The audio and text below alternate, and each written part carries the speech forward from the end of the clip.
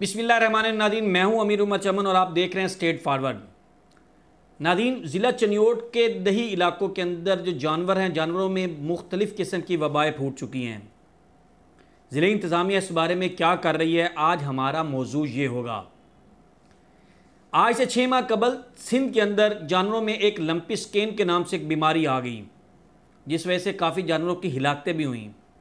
वो बीमारी सिंध से होती हुई पंजाब और पंजाब से फिर ज़िला चनियोट के मुख्तलिफ देहातों में फैल चुकी है। ये लंपी स्किन है क्या? ये एक वायरल डिजीज़ है। वायरल डिजीज़ एक ऐसी बीमारी को कहते हैं जो एक से दूसरे और दूसरे से तीसरे, तीसरे से चौथे अफराद को लगती है और यूँ ये बीमारी फैलती जाती है। ये बीमारी गंदगी, मच्छर और चिच्चर से जो है वो फैलती है। जब वो एक जानवर पे बैठते हैं तो फिर दूसरे जानवर के ऊपर जब बैठेंगे तो वही बीमारी आगे से आगे फैलती जाएगी।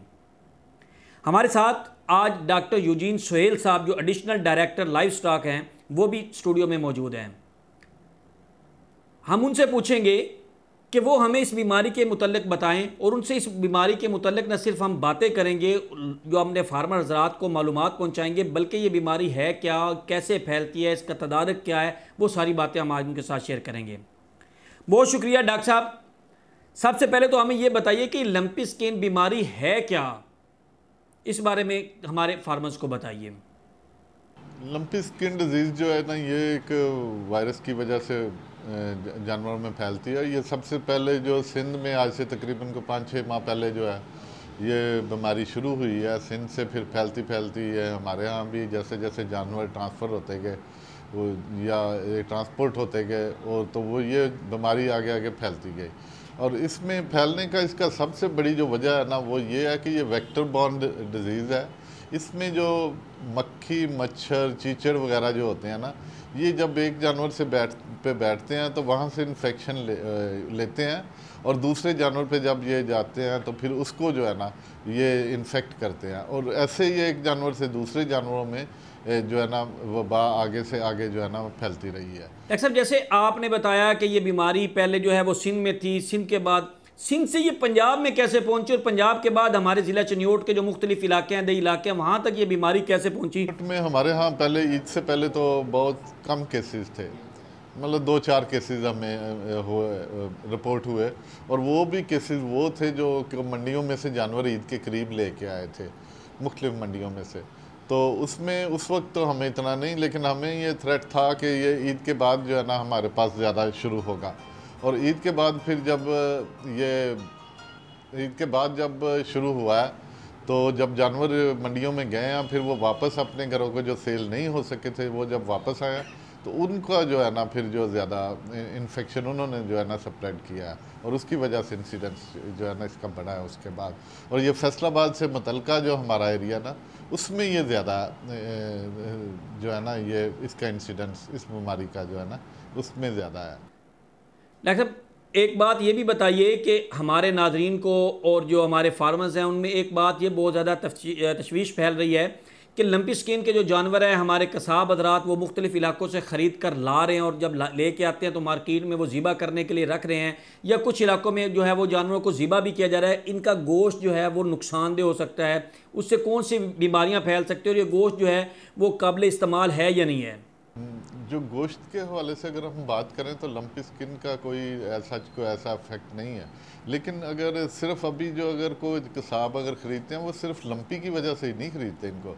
जब लंपी डिजीज़ आएगी तो इसमें और भी कोई जब इम्यूनिटी कम होगी तो दूसरे जो बैक्टीरिया, वायरस है ना, वो भी अपना असर दिखा सकते हैं। और बहुत सारे केसेस ऐसे होते हैं जिनमें नमूनिया भी साथ आ जाता है, जिनमें और बीमारियाँ भी साथ आ जाती हैं, तो वो जो है ना वो हो सकता है। लेकिन जो है ना अभी कोई ऐसा, क्योंकि आजकल तो वैसे ही ईद के बाद अभी शुरू स्टार्टिंग का प्रोसेस ही नहीं है शुरू, तो एज सच को ऐसा काम अभी नहीं शुरू हुआ। डॉक्टर साहब, हमारे फार्मर्स को, नाजरीन को आप इस बारे में क्या पैगाम देना चाहिए कि इस बीमारी से कैसे बचा जाए और उस बीमारी के हवाले से वो कैसे आप तक रब्ता करें?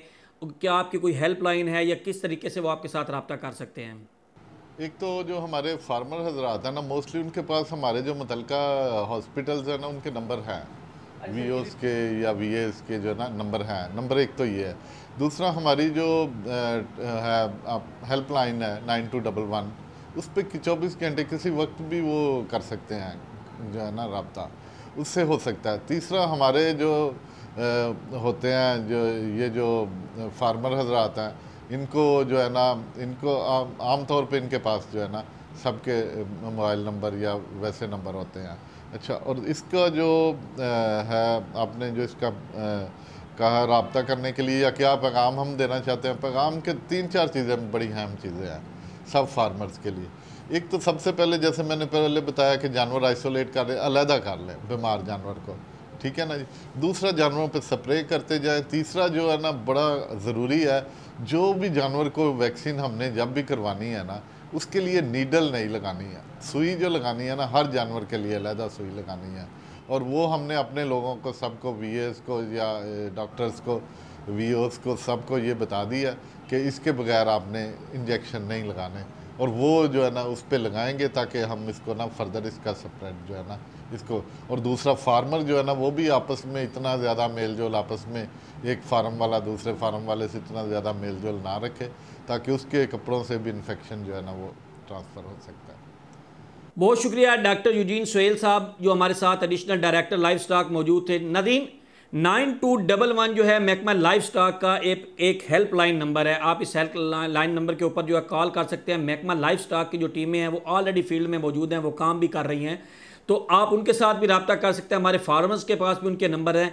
तो ऐसी बीमारी से बचाव के लिए जो गंदगी से फैल रही है अपने जानवर को, जिसको ये बीमारी लग जाए, तो उसके सबसे पहले हिफाजती इंतजाम करें।